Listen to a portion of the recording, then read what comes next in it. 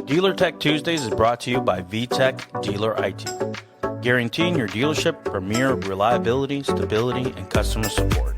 Transform your Tuesdays into a powerhouse of growth. Contact us at www.vtechdealerit.com.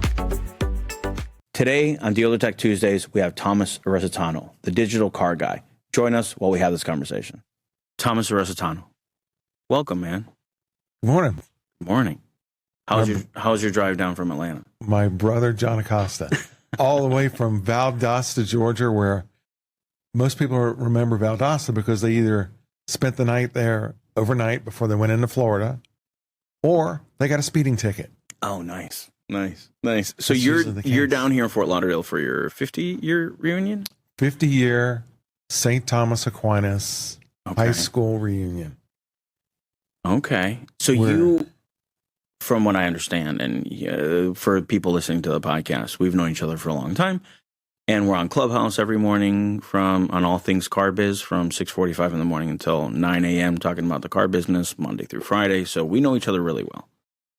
But I want to do more than anything on this podcast, on this episode, is to kind of understand your perspective, your backstory, where you came from, how do you get into the business, what you did, the cracks that you see in other businesses, the perspective, kind of sparring with dealer operators on a regular basis, having those conversations, helping people sharpen their knives, gaining resources, doing that stuff. So I know you cut your teeth down here in South Florida, right? Correct. Just across the street, 595.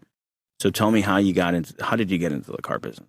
So, consequently, I was talking yesterday with Derek. Okay. And shout out to Derek Massey. Derek Massey, yeah. General manager of Harley Davidson in Louisville, right? Yes. And, he's having a house built. Yeah. And we started that conversation, and I said, well, I gave him a couple of tips.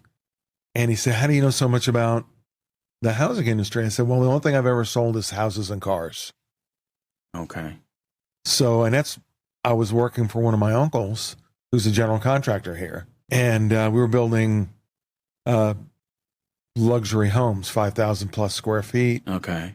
And then we'd always have these little projects here and there. So one of the houses we had built, I would sit open house on a Sunday.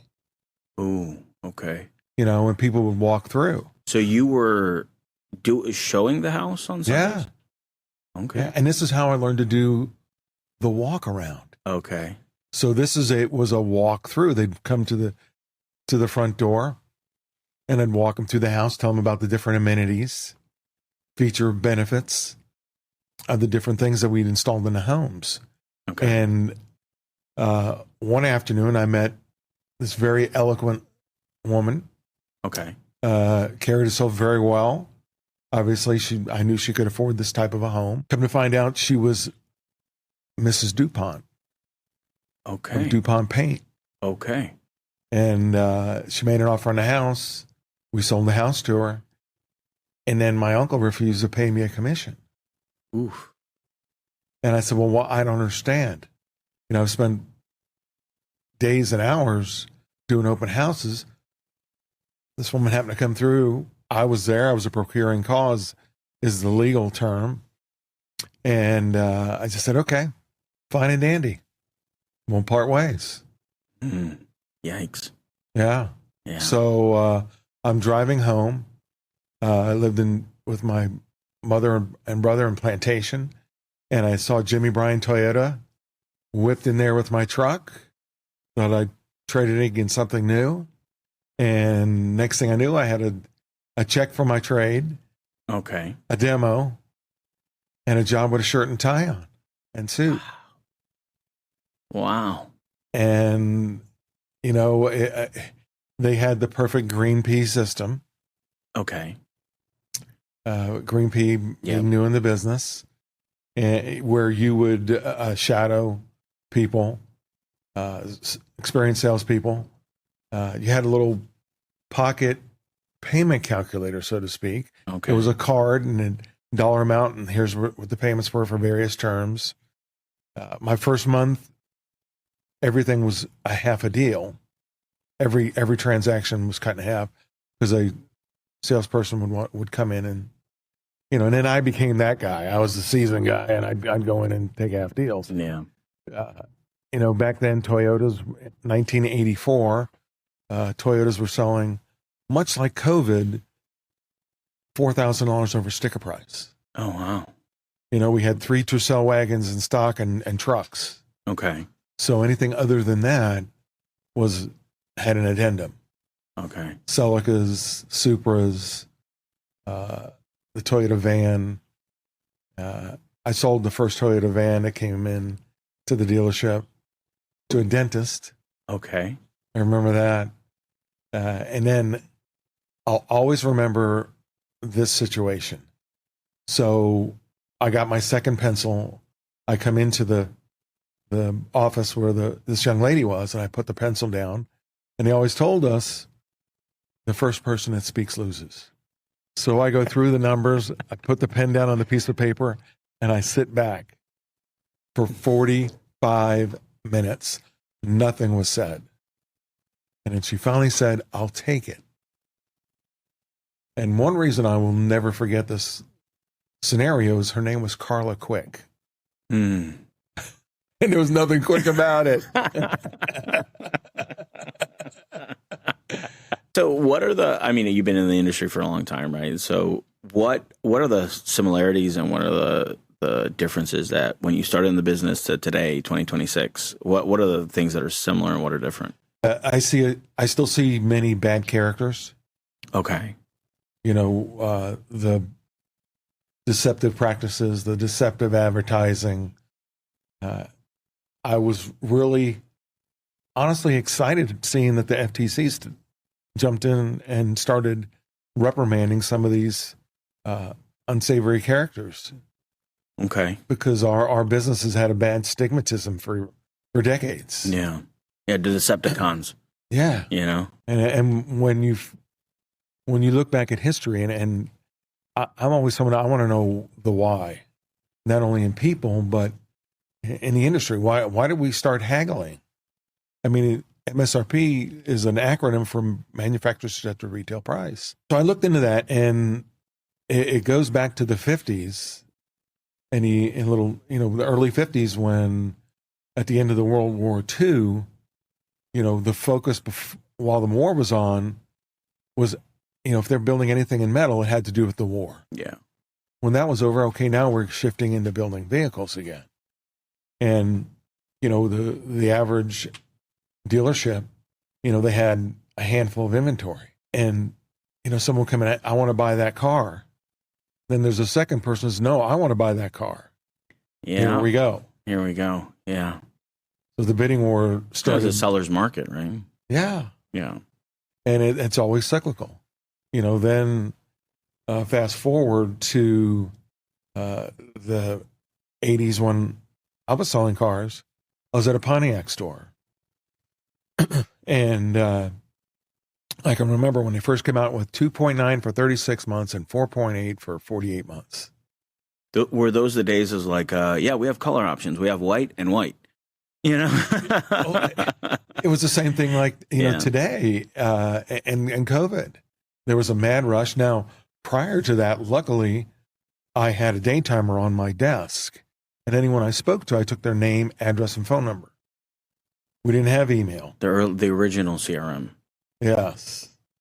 And I bought my first Apple Macintosh by the prodding of my general manager.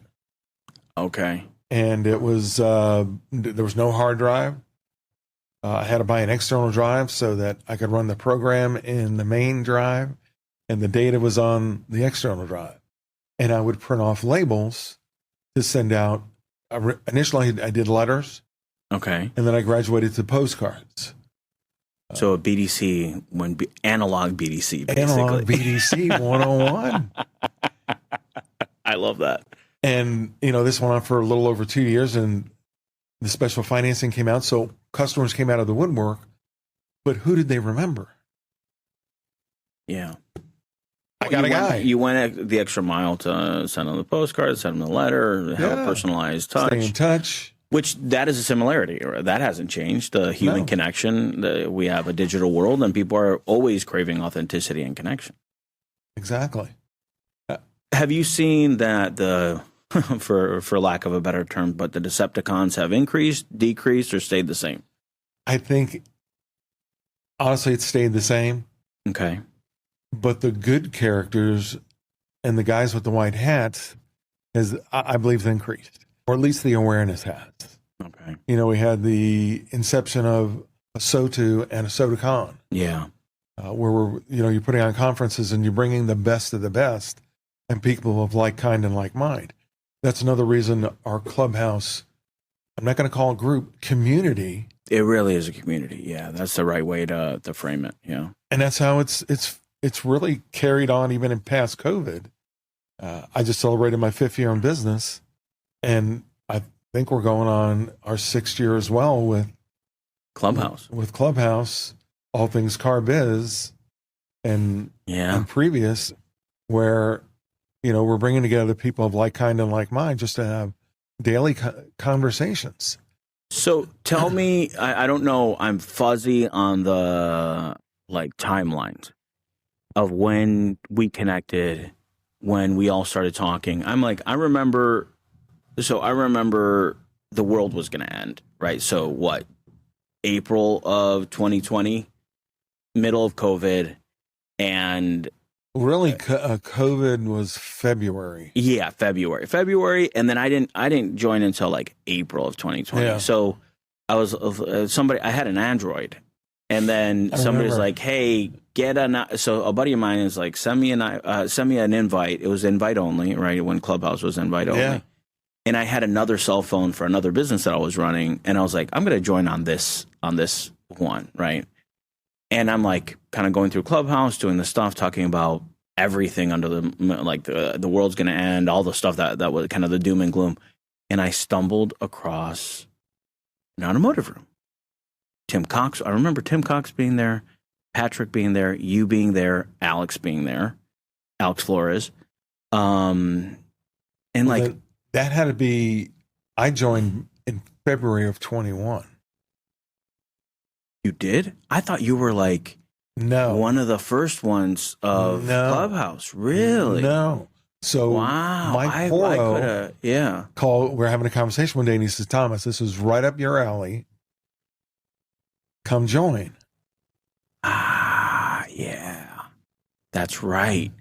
Yeah, because I remember that was the wild days of Clubhouse when it was all day. It was I think I remember. We had nothing else to do. Yeah, we didn't have anything else. Everybody was trying to figure out what was going to happen in the world. What's next? Yeah, we got calls from a lot of our customers saying, "Hey, we're not going to pay you guys, and we'll figure it out later." And then come to find out, by that June or July, it was off to the races. It was off to the races. Yeah. Everybody was hitting home runs, and everybody had cash. When the U.S. government started making their moves, that started happening, and then digital retailing was a big conversation. Digital retailing was the conversation for a while. Second thought, you might be right. It might have been. I think you joined in 2020. It might have been 2020 because I was still at eLead. Yeah. Yes. And CDK. I think you were in 2020. Yeah. Because that's April of that, around that time, everybody started joining. Then. And everybody was inviting everybody else to be like, "Hey, we're talking about the car business. Everybody's trying to figure out how to do this, do digital retailing."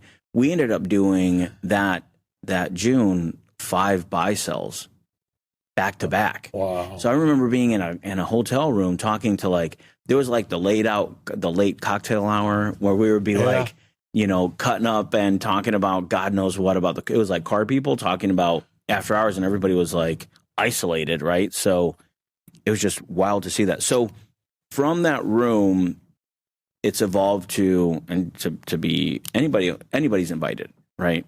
Yeah. Anybody's invited to join. There's no... Well, there are some guardrails. Yeah. So to get, whether you join us on Facebook or you join us on Clubhouse, there's questions. What dealership do you work for? Okay. How long you've been in the business, and maybe what position you have. And that's in both the Facebook group and the Clubhouse group. Okay. Because no offense, I mean, you and I technically are vendors. Oh, I 100% am a vendor, yes. But we want to keep it to a select group. It's not about quantity, it's about quality. That makes sense. And I had this conversation a month ago with Melvin Rodriguez. Yeah. My partner in crime in Clubhouse. And he's another one that recently pushed me to, hey, you got to get us to a nonprofit. That makes sense. Because last year we collected a decent amount of money, even though we spent the majority of it and donated 90% of it. My accountant said, you took it as an income. Yeah. I mean, you took the money in, so we have to use it as income. So, I got hit with a tax bill. Yeah, it hits you with a tax bill. That makes sense. Actually yesterday I started the process. I should have finalized in about a week. But I say that with, thank God I have the time to dedicate to this group and community. And it's not only a call from 6:45 until 9 a.m., right? Monday through Saturday. It's also a bi-yearly or every year and a half conference that we've done 3 of them already. 3 conferences. 1, 2, third. Yep. 3 conferences, and I think Asodu came out of Clubhouse, that room. Yes. The pitch that they had the pitch tank came out of that room. A lot of, for me, it was like I had my nose to the grindstone building a company for years, like 8 years, 9 years, like just like kind of grinding. And it wasn't until I jumped into Clubhouse that I created all the connections that I have. And I'm like, I'm so grateful for that piece. Like the deep connections. It's not just, hello, how are you? We just had somebody that had a medical situation. We're all like, hey, we're jumping in and helping them out. And somebody has a death in the family and everybody's rallies around them. Somebody had an accident. We rally around them. There's a lot of community. Yeah, Jason and creating a GoFundMe for him. Yeah.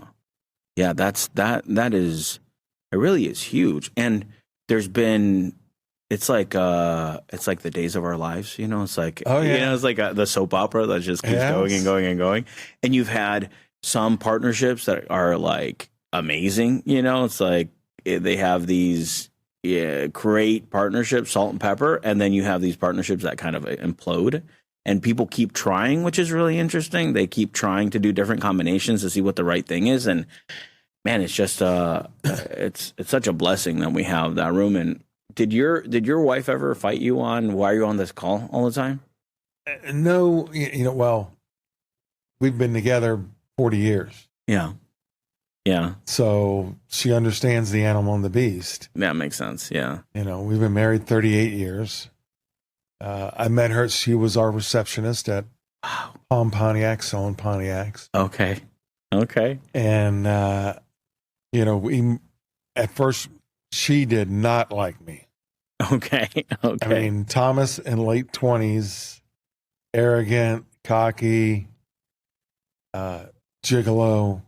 Okay. I sold a lot of females' cars. Okay. And you were popular. Yes. Popular. And I can remember getting phone calls from some of these gals would call my cell phone. I had the Motorola Flip. Yeah. The brick. With the extended battery. And they would call and say, who is that answers the phone? She hung up on me. I was like, what? So the first time I blew it off. Second time I was like, well, Rhonda, can I ask you a question? I said, I've got customers calling and they say they got hung up. I mean, was it disconnected or? She's like, well, no, Thomas. They asked, is Thomas here? And I say, yes, and hang up. Yikes.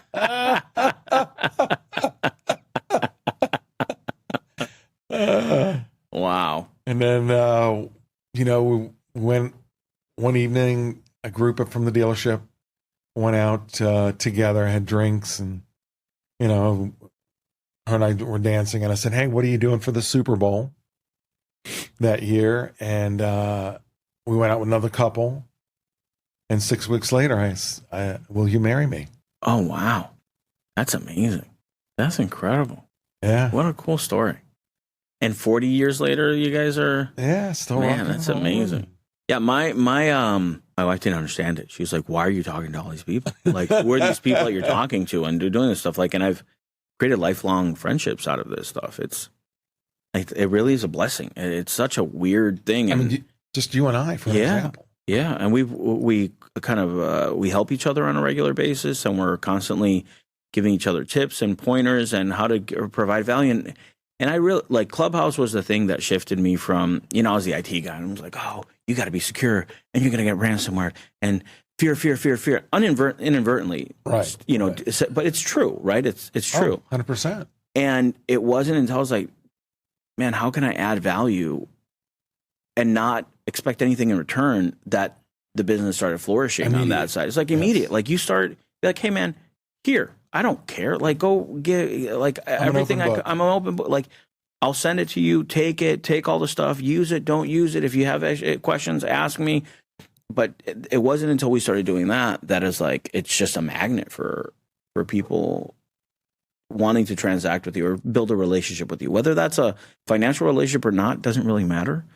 But I think that universal karma turns around and comes back to you. Well, it's the same with my business. I get asked all the time, why do you put all your training and coaching material out there for free? And my answer is always the same. Number one, chances are they may not even use it. Secondly, it's going to open up dialogue. Yeah. Why do you say, instead of, do you have a trade, are you adding or replacing a vehicle in your family? Mm. Has there been a life event that's caused you to start looking at something different or just to change? Yeah. And having those open discussions, handing them that material does that. 2 months ago, I put up a video of my first video. Okay. I was terrified of the camera. Yeah. It's, 65 years old. That makes sense. And here I am 2 years later. It's like this morning. Hey, honey, take a picture. Yeah. No big deal. I do better in this scenario. I don't do good in the like talking into the void. Like that's tough for me. Yeah. I'm like my whole thing is human connection, is connecting with people. And it's kind of ironic the IT guy is like wants to connect with human beings. And then like talking into the square, and it's like, it's so alien to me, Well, it takes, like anything, practice and repetition for you to get past the fears or the apprehension. And the hardest part is realizing it doesn't have to be perfect. Mm. Just do it. So if you were talking, be authentic. If you were talking to a new salesperson, right, that was getting into the business, and that was the subject of the room this morning, right? You have one, and your son, right? Yeah. What would be like the recommendations? What would be the recommendations to say? Is it just do it? Just jump into the waters. You'll be fine. You're going to mess up a bunch of them. Like what would be those recommendations? 100%. Just like you, just do it. Nike made a multi-million-dollar business by coining that phrase. Mm. Just do it. Just pick up the camera. It doesn't have to be perfect. Your hair and makeup doesn't have to be perfect, because people, the reason they're watching you is because they want someone who's authentic. They want someone who's genuine. Hey, look, they're just like me. Yeah. They're human. Yeah. How many times do we talk about just be human? Be good humans. Yeah. Because that customer on the end of that text, on the other end of that email submission, oh my guys, I'm going to put my name and my email address and my phone number into a dealership website. How many times am I going to get called? I don't know, but I'm in that stage where I have to either go.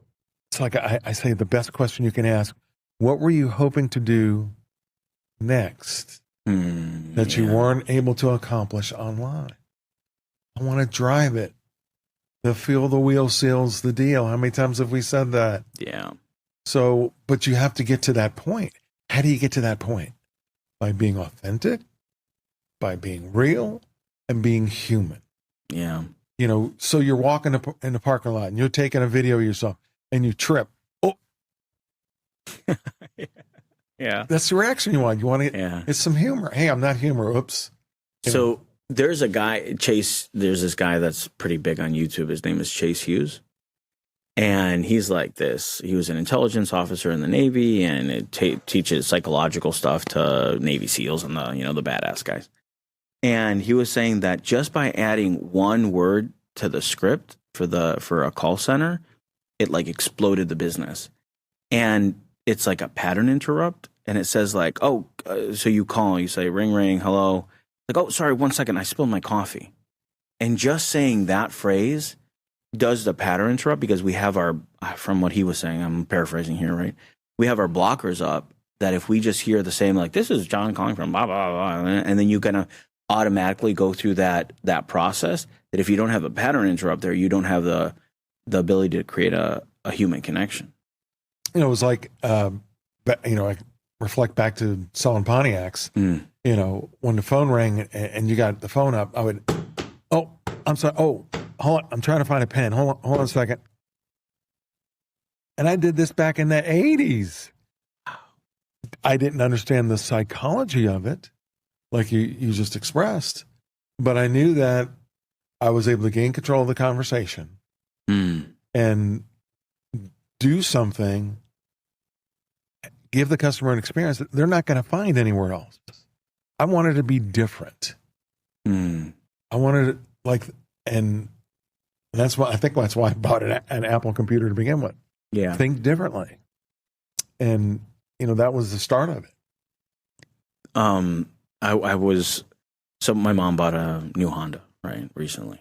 A what? A new Honda. Oh, okay. So she's like, hey, she had we were talking about that on Clubhouse. We were talking about this car, and I was like, she lives in Chicago, so I call a bunch of dealers in the area, and I'm like, hey, give me price out the door, and I call one particular dealership that won't be remain nameless, and I'm talking to the internet manager, and I'm like, hey man, I'm in the business, need to price out the door, plus, tax title, everything. Make it easy. Send it to me in a text message or send it to me in an email so I can have it, compare and doing stuff. So we don't do that. And I'm like, all right, man. Like, okay, so fine, I'll call somebody else. I hang up the phone and a salesperson calls me. He says, I'm sorry, my manager's an idiot. Literally started with, I'm sorry, my manager's an idiot. What were you looking for? I bought the car from him.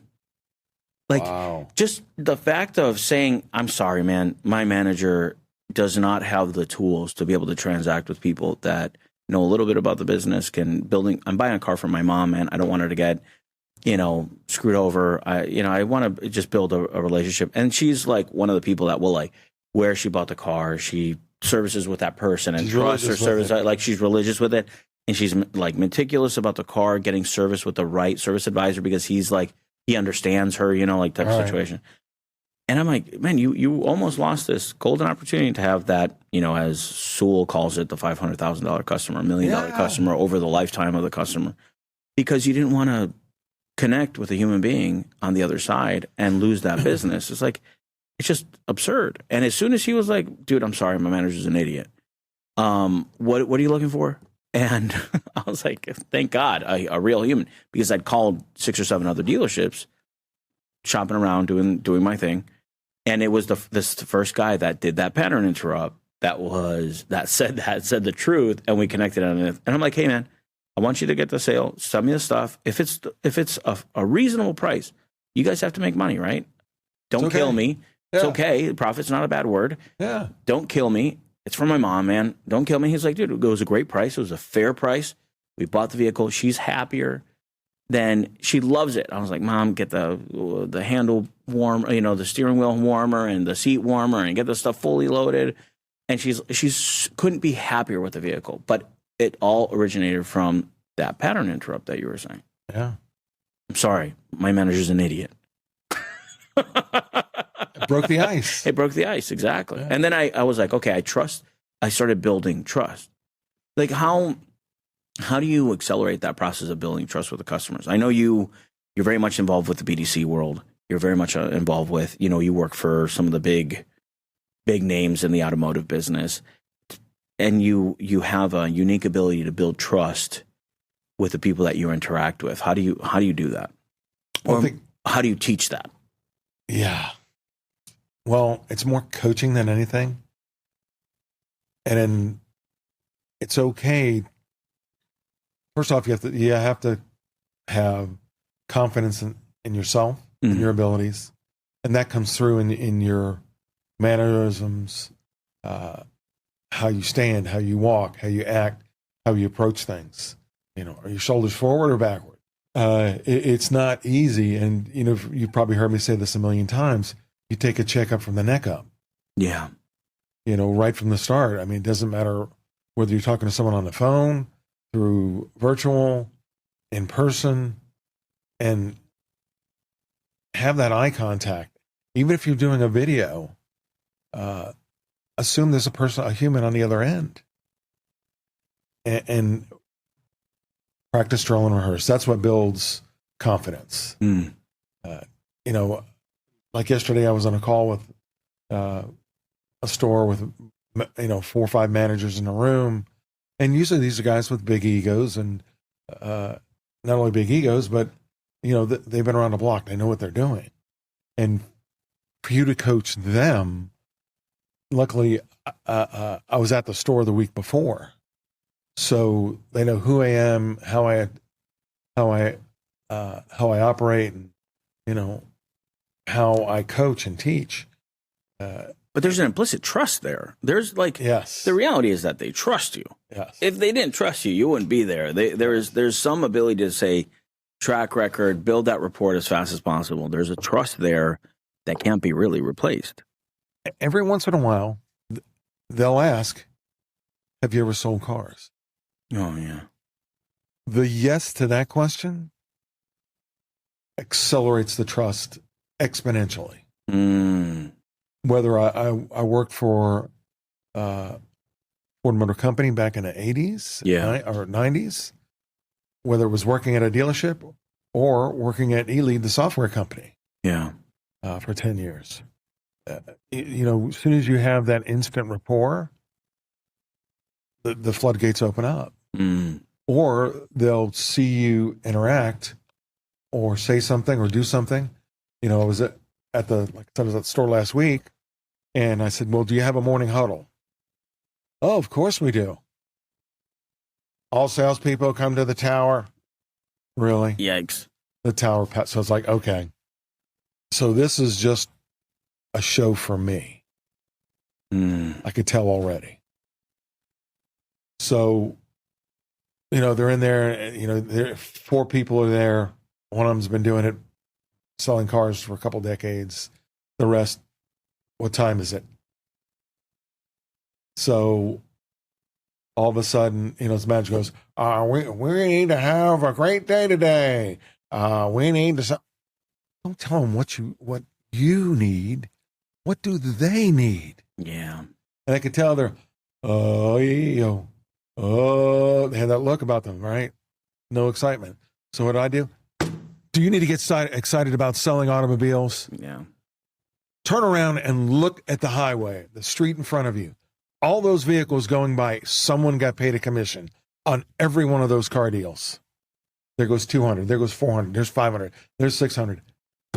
Get excited about the business that you're in versus, we need to have a good day. Yeah. I was just like, really?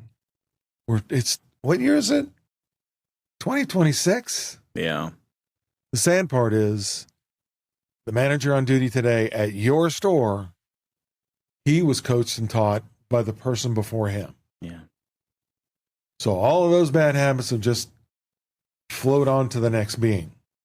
And the piece that we were talking about this morning is like all the skill sets have atrophied over the last 5 years, right? And so going back to the coaching and what Alex and Brad are doing at Furman, that's what needs to happen. That needs to sharpen that tool set and reestablish those skills, follow up, the road to the sale, getting up, creating authentic connections with human beings, creating discipline in the organization, accountability.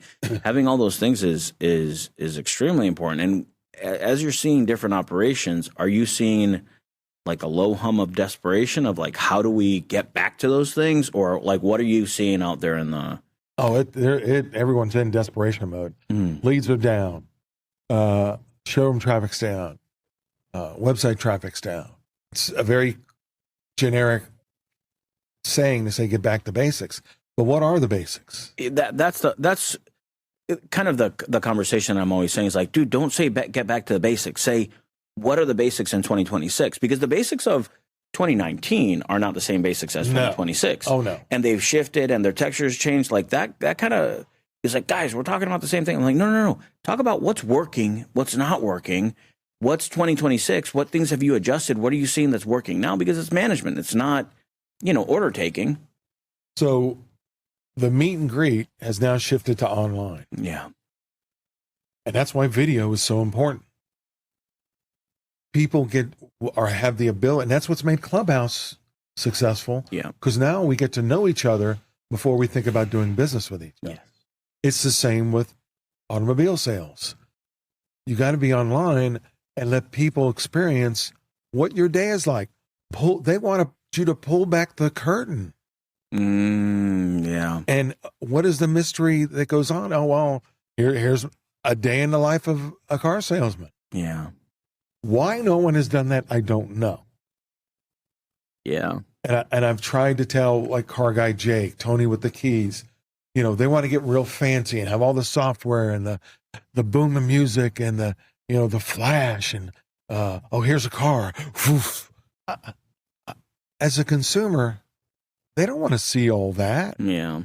You're thinking of, I got to have this flash. I got to have the big boom and the fly-in and there's only three things you can do with video.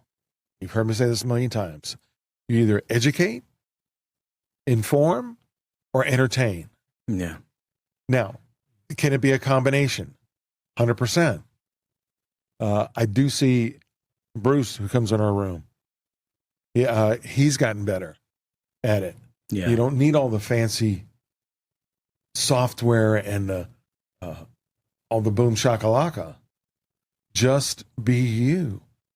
Yeah, and whatever version that is. Yeah. Right? Yeah. Because you're not gonna appeal to everyone. Yeah. You don't have to. Yeah. But you have to appeal to people who want to get to know you before they do business with you. Mm. So now, the road to a sale, we've eliminated the meet and greet. Yeah. Now it's okay. I want to know the 5 W's and an H: the who, what, where, why, when, and how. Mm. Why do you need a new vehicle? Why do you want a new vehicle? Where are you looking? What are you looking for? And the most important one is the why. Mm. Yeah. I just had a baby. Yeah. I have a 2-door car. Yeah, you're in a Mazda Miata and now you're looking at a Honda Odyssey. Yeah. You're going to buy a van, right? Yeah. You're not going to go away from that. That somebody's going to make that transaction. Is whoever. And people try to you make the vans sportier now. Yeah. So you're not, even dads are buying them. Yeah. Yeah, like the Toyota Highlander is like the not van, right? It's kind of a van, but it's not. Yeah. Yeah. It's not atypical. Yeah. So, now you've got the meeting and greeting online. Now you're having that consultation where you're having a conversation, not an interrogation. Mm. I mystery shop a lot of stores. And I recently mystery shopped a Kia store out in California. Okay. And I kept getting phone calls and it would say audio. And it got past the Apple block. Okay. So finally, the other day, I said, you know what? Let me answer the call.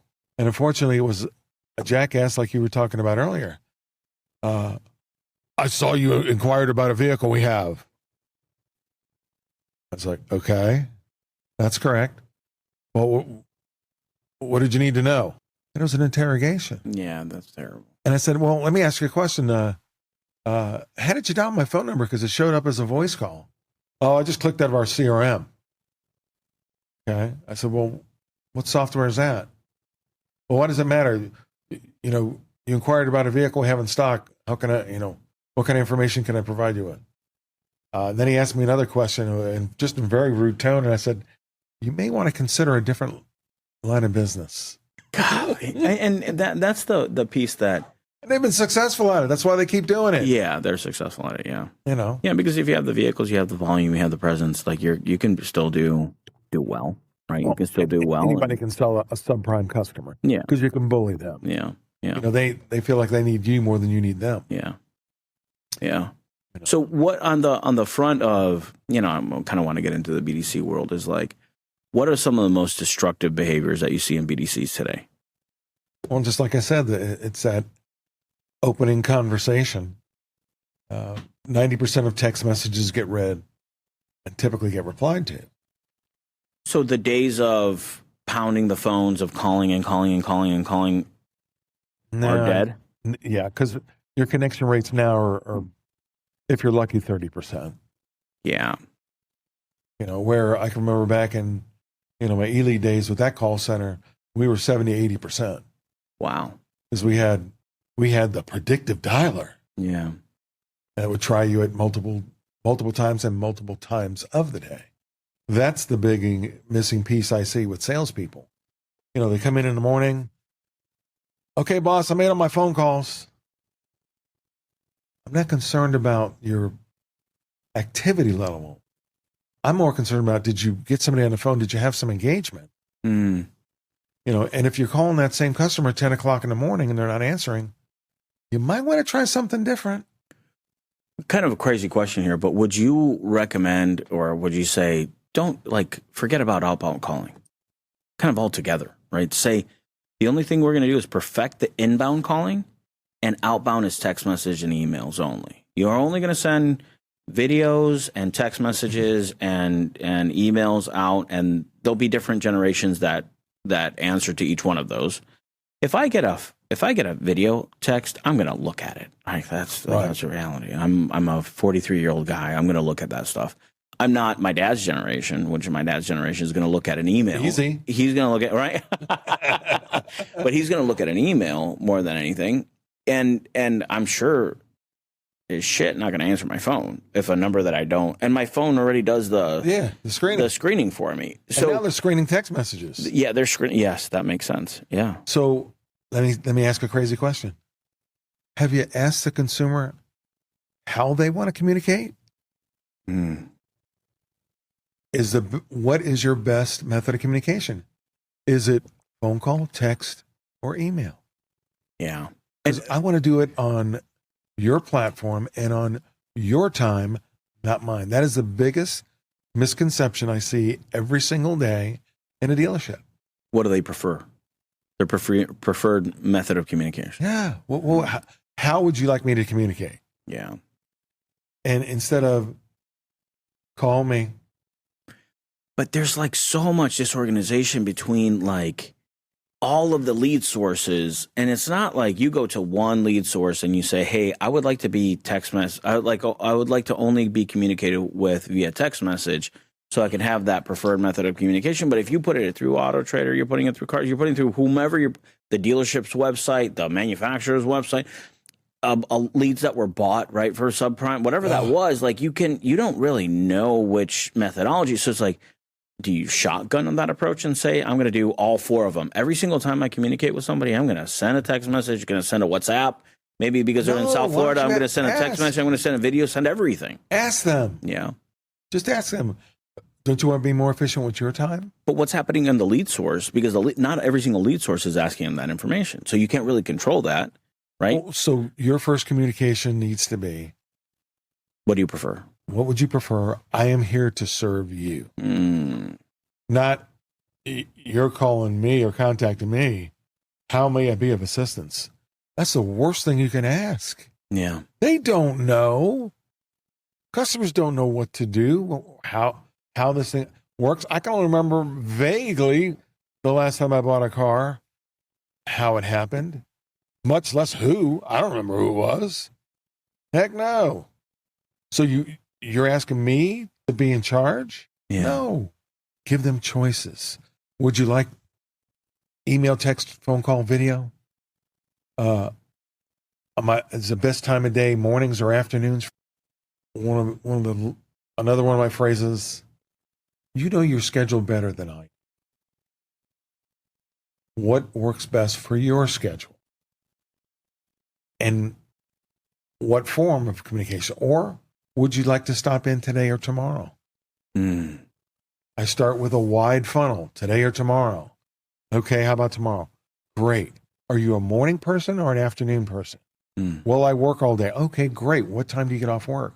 I get off work at 6. Well, I do have something available at 7:15. You know where we're located? Is that sufficient time for you to drive here? Yeah. And why are we not asking when they get there? Oh, I see you drove up in a blah, blah, blah, blah, blah. Are you replacing that vehicle? Well, no, I'm keeping it. Lion. You're going to go to CarMax or Carvana, get a number first. Or the salesperson doesn't want to deal with the trade or the friction involved in that process. They send them. Yeah, that happens a lot. So, well, whether you're trading it or not, can I give you numbers on it? Who's going to say no to that? Of course. Nobody. Yeah. So we have to change the way we're doing business and the questions we're asking and the responses we're sending. I don't care if it's online, in person, or on the phone. So here's a question. The answers are in the data, but the data is so dirty. And, anybody. How many times have you heard Jessica say, all I have is an email only? Yeah. It's their preferred method of contact. Yeah. But so also, to expect a manager that's getting punched in the face all day by 500 different things to do, to listen to 150 calls or 300 calls or however many calls they have to listen to, that's not possible. Like, it's just, it's an impossible ask, and people get beat over the head over it all the time. But there's not a suitable replacement. There's not you're not going to, we've already established that no matter how much I pay you $400,000 a year, whatever ungodly amount of money they're making, you're not going to do that thing. I couldn't pay you $1 billion to listen to 100 calls a day, right? Or 500 calls a day. So can I sing your praises on Go2 Connect? Well, I don't want this to be a pitch. No. Of course. Yeah. But it changes that dynamic. I don't have to listen to the call. I can see visually, if I'm a visual learner, what the customer's roadmap to get to someone to speak to. And I don't need to listen to the call. I can see a transcript of what transpired. So that saves me time. And time, like you're saying, is a valuable asset. I've got 15 salespeople. I can't go through every conversation every one of them had. But there's a piece that, it's really interesting, right? So if let's say I have 5 BDC agents, and BDC agent 1 has a appointment set ratio higher than everybody else. Why? Is it because a BDC agent 1 says the combination of the right words and sends a video and sends a text and other stuff, and that's like the right combination for your metro area that has a higher rating? Then you build the call guide. No, they get all the good leads. Oh, yeah, exactly. That's what everybody will say, right? Oh, they get all the good. They get the Glenn. The Glengarry, Glenn Ross. yeah. The leads are shit. Yeah, exactly. So there's a combination of words that BDC agent number 1 says that the rest of the BDC agents may not be saying. Not only what they're saying, but what they're doing. Correct. Yeah. So, and I think that's each kind of the interesting part is each department has its own texture and what works for them. And if they're selling at a high degree, if you get, if they're saying, let's say they're setting appointments at 15%, right?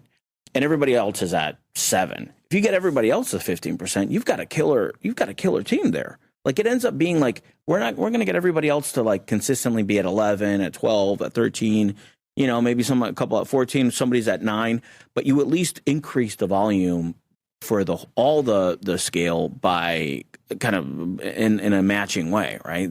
Rather than saying we're just beating everybody over the head to listen to all the calls, when at the end of the day, what you really want to know is the combination of words that the person said to get the person in, and then train that and guide that and do that over and over again, rather than saying replicate it, right? Rather than saying the manager's listening to all the calls. Exactly. There's little combination, but I think visibility that's why I'm so into visibility. If you know where the leak is, you can fix it. That's it. Yes. At the end of the day, the only thing we're looking for is leaks. Let's fix the leaks. How do you fix the leaks? You measure it, and then you can manage it. One thing at a time. One thing at a time. And then like Brad Wise always talks about this. It's like, it's not how much money you make. It's how much money you keep. Like how much money you keep in the bucket and creating those, because opportunities are abound. If you did 20% better with everybody in your CRM, your customer base, how much money would you make as an organization? Well, how many times have you heard Patrick say, he says, why are we satisfied with 20%? Yeah. I'm not concerned about the 20% closing ratio we have. I'm concerned about the 80% that got away. Correct. Why? Yeah. Why aren't we striving for 90%? Yeah. And only missing 10? So you're okay with losing 8 out of 10 customers? No, I'm not. I'm not okay with that. Yeah. I want to know the why. Yeah. Yeah. There's a reason they contacted you at first, and it's not the customer, it's us. We fumbled the ball. Yeah. Yeah. Then you got to find out the how and the why. So let me ask you a question. In 2026, what are 3 things that a dealer can do right now that costs 0 money to move the lever the most in the organization? I would say the single most important thing is any business. Answer the phone. Mm-hmm. Answer the customer's concerns. Do what you say you're going to do, and follow up. 3 simple things. Mm. And it really is that simple. Document. Answer the yeah. And document it. Yeah. Answer the phone. Document it. Yeah. Do what you say you're going to do. Be clear and transparent. And follow up. Yeah. Follow up. To a point where no need to call them anymore. I bought somewhere else, or I did. Even if they say they bought somewhere else, great. Did you take delivery? How many times we give up? Oh, they bought somewhere else. Yeah. Did they take delivery? No? Great. So you're saying there's still a chance. Yeah. Yeah. So Thomas, how do people get a hold of you? I'm very easy to find. You can Google or ChatGPT, digital car guy. I know Ieracitano is 10 letters and a mouthful, but digital car guy, you can find me on any social media platform. I'm easy to find. Websites galore. I have a website obviously for me, digitalcarguy.com. I have one for our clubhouse group, All Things Car Biz. I have one for our car church meeting where we read the gospel together on Wednesday mornings, mycarchurch.org. Yeah, and remember, All Things Car Biz, Monday through Saturday, 6:45 in the morning, 9 a.m.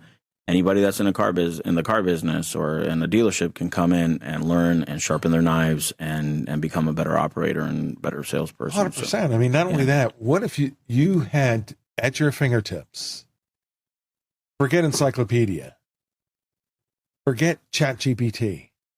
You can ask 50, 60 humans with centuries of experience, hey, I'm running a roadblock on X.